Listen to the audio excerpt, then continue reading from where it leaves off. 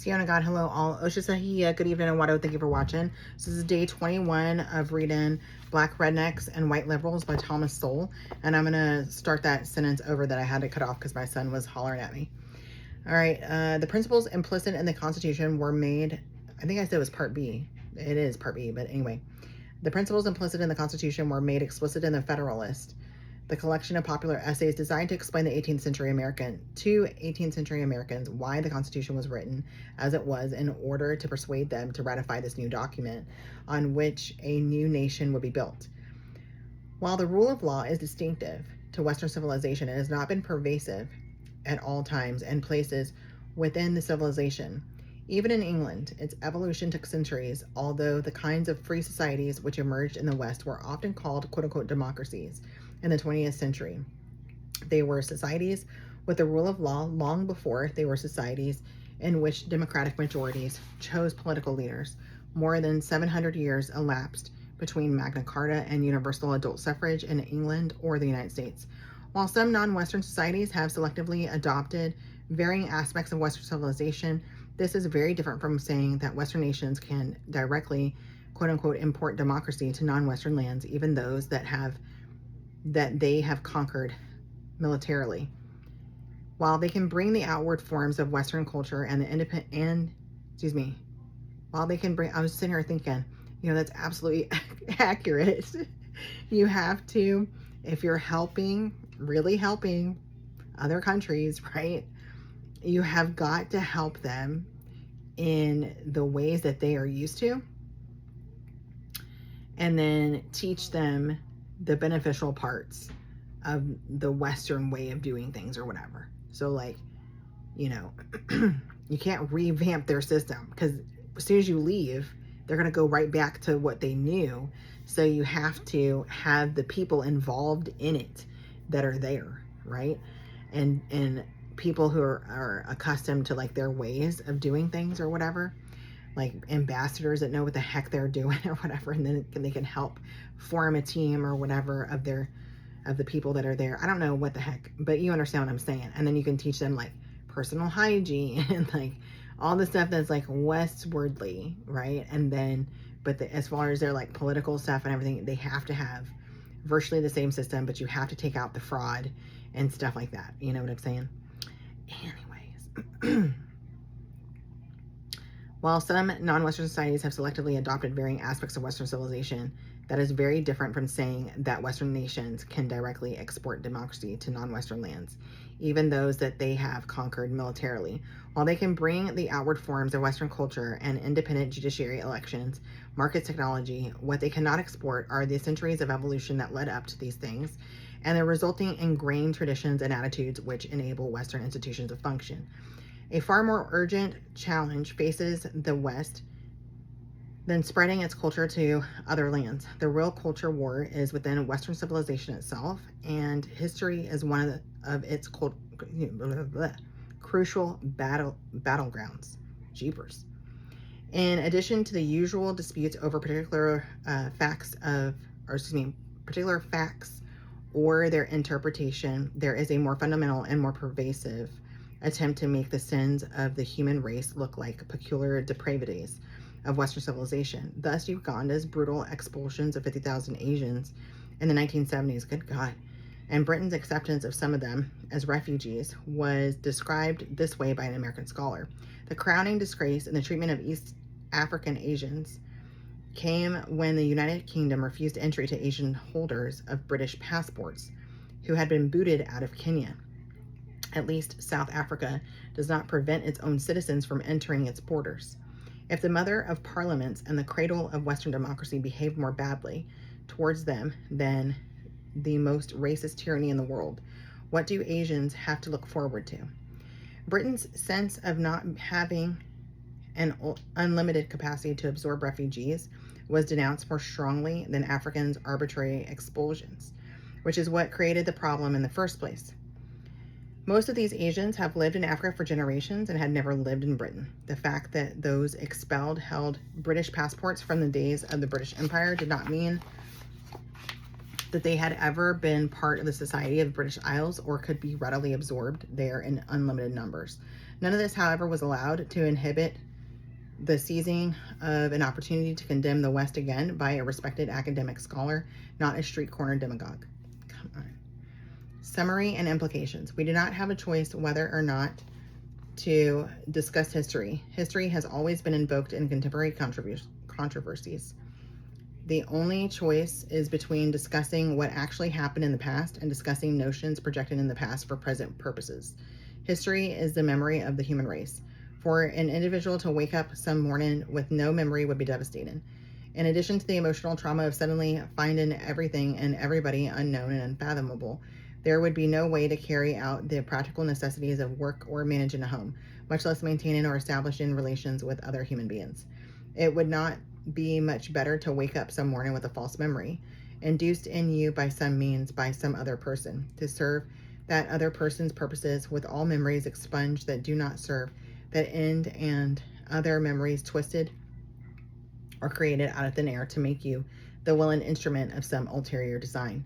Much has been written about the sheer neglect of history in our educational situations, with students able to graduate from some of the most prestigious colleges in the land without having had a single course in the history of their own country or of the world. Far more insidious and dangerous, however, is the promotion of a history created as a projection into the past of current notions and agendas. History, with its integrity as a record of the past intact, is a gold mine of experience for many times and peoples under a wider range of circumstances than any given generation can find in its own time. Contemporary plans, theories, beliefs, and hopes can be checked against the record of what has happened in the past when similar notions were put into practice, merely to discover how often the same ideas had occurred to others centuries ago can be a sobering experience for those inclined to become carried away by supposedly new and brilliant insights about an unprecedented situation. But history cannot be a reality check for visions when history is itself shaped by visions. There has been much hand-wringing about the difficulty or impossibility of achieving objectivity in writing history. If there is anyone who is objective, it is hard to imagine how others who are not objective would know that. The unattainability of objectivity is too often a distraction from something more mundane that is quite attainable but is often absent: honesty. When facts about racial or ethnic groups that are both known and relevant are deliberately suppressed because they would undermine a particular vision, doctrine, or agenda, then history is prostituted and cannot serve as a check against visions, because facts have been subordinated to visions. Objectivity is too often a red herring. No one makes the impossible demand that mathematicians be objective, but that does not mean that the logic of geometry or equations depends on how each individual chooses to look at it. Nor can a mathematician who gets his geometry or equations wrong take refuge the truism that no one is objective. Neither should historians be able to find refuge in such truisms. None of this denies that there are honest differences in interpreting history, but that in turn cannot deny that there are also dishonest differences. The pretense of looking at history from someone else's point of view, that of the downtrodden or the dispossessed, for example, is just one example for neither today's author nor reader can achieve such a feat when discussing the past.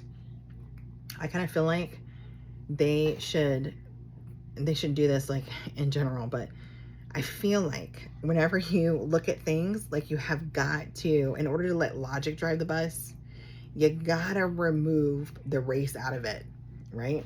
Whether you're looking at, because people will be nasty based upon who it's dealing with, right? So like, for example, when you talk about slavery and you say like that whites were enslaved, they're like, so? You know, it wasn't like how blacks were enslaved and stuff. It was slavery. And yes, they had some pretty terrible things done to them. So did every other race that was enslaved. I just say it, right? So I feel like if you were to give like a sheet of paper that said these atrocities that were done, and you're like, yeah, no, that's wrong. That's completely wrong. And they're like, well, that was to white people. And they'd be like, what? They would have no idea, because you know what I mean? Like, it's like I don't know, a litmus test, or how do you say that word? Anyway, and the same thing with like violence that they put in the media and stuff, if they would quit saying the race, right, then it would just be what it is across the board. Like, it's wrong, right? It's bad. It shouldn't be done. It doesn't matter if it was a white man or a black man or whatever, right? Because if there's violence committed against a black person, it's all over the TV. If there's violence committed against a white person, it's hush hush. And what I mean is, do you think that the black man who killed the white lady that was from like Russia or something like that, or Ukraine or something, when she got off her like Pizza Hut shift or whatever, I noticed she was doing like a pizza thing or something, but she was just chilling in the subway on her phone, and then he brutally killed her in front of like 2 other people and the rest of the people on the subway. Do you think that that would have gotten more play than if a white man had killed a black woman on the subway, just coming off of her Pizza Hut shift? I'm pretty sure they'd still be playing the footage right now. The city would be burning and all kinds of stuff, right? So if you would just stop showing the footage and lead with the crime, right? Then it, of course, it wouldn't be like the clickbait or get the views like on the networks wouldn't pull the views or whatever that they're looking for, because they're trying to bait you, right? And then they hook you, and then all of a sudden they're all up in your brain, you're dreaming about it and everything, and now you're burning a building down because of something that has nothing to do with you, right? Like, there's got to be a better way is what I'm saying. Taking sides from the undeniable fact that an individual's personal leanings for or against particular groups, nations, or civilizations can influence the way that an individual sees history. Some have concluded that it is just a matter of choosing sides when writing history and looking at history from the point of the viewpoint of those whose side one is taken. As the author of a widely read history text says, in quotes, it doesn't even say who it is. I prefer to try to tell the story of the discovery of America from the viewpoint of the Arawaks, Arawaks, of the Constitution from the standpoint of the slaves of Andrew Jackson, as seen by the Cherokees, of the Civil War as seen by the New York Irish. One need only ask how many slaves, the vast majority of whom were illiterate, contemplated the Constitution of the United States at all to see the absurdity of such posturing. As for the Arawaks, the first people Columbus encountered in the Western Hemisphere, none has survived and none left any writings. How Columbus or Andrew Jackson or any other historic figure looked to any Western Hemisphere Indians is knowledge vouchsafed, VOCHSAFED, that's all one word, only to those Indians at that time, certainly not to other centuries removed from the scene, living in a very different cultural universe, and possessing not even isolated written statements from the indigenous peoples, much less any scientifically conducted polls among them. We may, from our own viewpoint today, lament that bloody and brutal conquest took place at all, but that is by no means to say that the Indians themselves rejected bloody and brutal conquests, or that they lamented anything about the battles that took place other than the fact that they lost most of them. What their true feelings were, we can only speculate about. To look at history as a matter of taking sides is to turn the human failing of bias, which mars what we do to a greater or lesser extent, into a principle that is to permeate and pollute our whole endeavor. Exactly. It is an all or nothing argument that if we cannot completely eliminate bias, then we should give it free rein, perhaps even congratulating ourselves for having admitted our biases. Perfection is not attainable in any aspect of human life, but does that mean we should turn imperfections into virtues? Does the fact that we cannot eliminate 100% of the impurities in air or water mean that we should celebrate smog or polluted water and boast of our realism? Yeah. Making a case for or against an individual group or society is fundamentally different from seeking the facts and analyzing the context and constraints which explain those facts. Making an indictment may be easier and more emotionally satisfying than following the ancient admonition, in quotes, with all you're getting, get understanding, end quote. Neither indictments nor apologies are the same as understanding, nor is it preconceived neutrality. The truth does not necessarily, in quotes, lie somewhere in between, end quote. Like anything else, only after you find it can you know where it is. Taking sides too easily degenerates into being morally one up and imagining that we would have handled the problems of the past so much better than those who were there. Nothing is easier than creating higher standards for judging other people. Intellectuals whose whole careers are built around words are especially vulnerable to the temptation to judge historic figures by their words. Thus, the wording of Lincoln's Emancipation Proclamation has been a disappointment to many, this then as now, without a sense of context and of the constraints and dangers inherent in that context. It may be hard to understand that ringing words of moral passion could have aroused far more legal challenge and political backlash than a mundane assertion of military necessity in wartime. It was by no means a foreign conclusion that the Emancipation Proclamation would have survived such challenges, and its purpose was to survive to free millions of human beings, not to seek a place in the anthologies.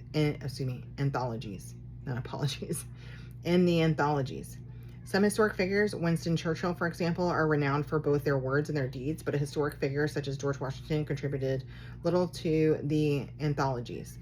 While making landmark contributions to the creation of a new kind of nation, and by example to the development of free societies in the modern world, the issue, however, is not simply one of assigning the proper stature to individuals.